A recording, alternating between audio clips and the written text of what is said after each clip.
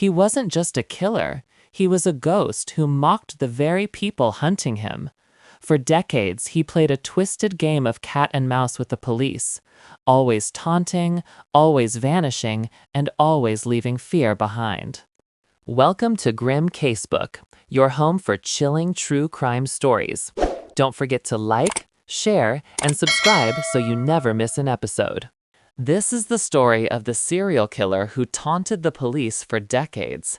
A man who didn't simply strike and disappear. He wanted recognition, power, and fear.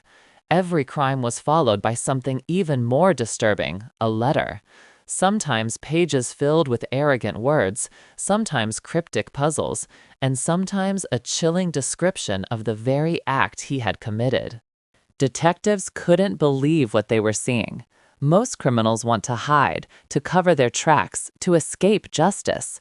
But this man, he wanted to be seen. He wanted his name in the papers, his codes on the front page, and his legend growing with each passing month. And the media played right into his hands. Newspapers would receive envelopes containing strange symbols, codes, and threats. Each message wasn't just a confession, it was a taunt. He dared the authorities to solve his riddles, mocking their failures, and promising more bloodshed if his words weren't published. Families sat in their homes, reading these letters, realizing the monster was not only real, but he was speaking directly to them through the headlines. Police departments formed task forces.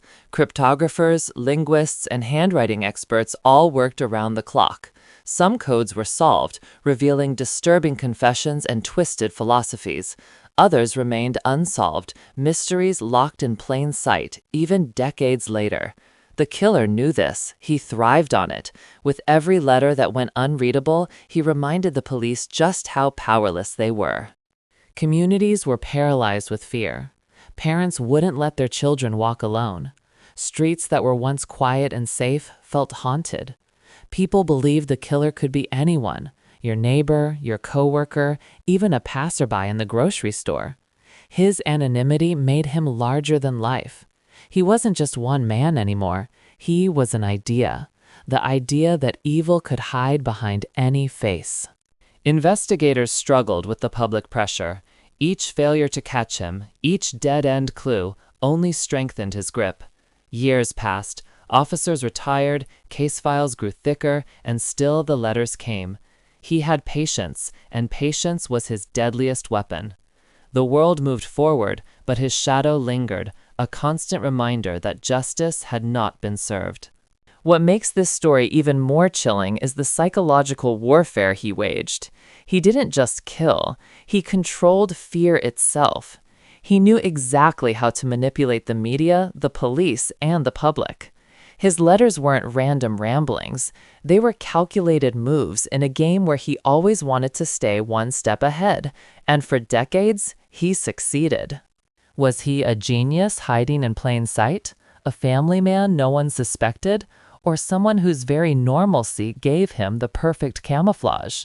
The theories are endless, and to this day his true identity remains one of the darkest unsolved mysteries in history.